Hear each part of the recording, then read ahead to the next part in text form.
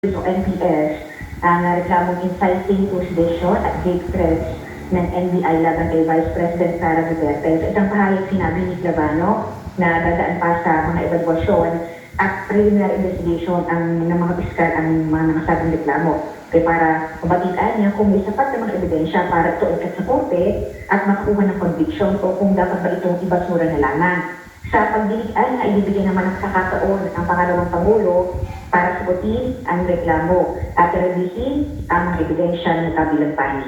Sa rin na press conference kaninang umaga, iniyag ni NBI Director Jaime Santiago na may sapat silang mga ebidensya para suportahan ang mga reklamo laban sa vice-presidente. Tinig pa ng NBI Chief na patas ang isinagawa ng investigasyon, walang halong politika at walang nagdikta sa kanilang gagawin dahil ibinatay lamang nila ito sa pagkilagis nila sa mga ebidensya.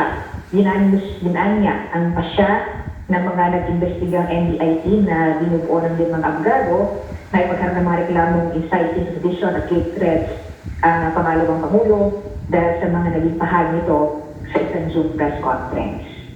Balik sa inyo, Chief. Maraming salamat. Yan po si Moira Encina.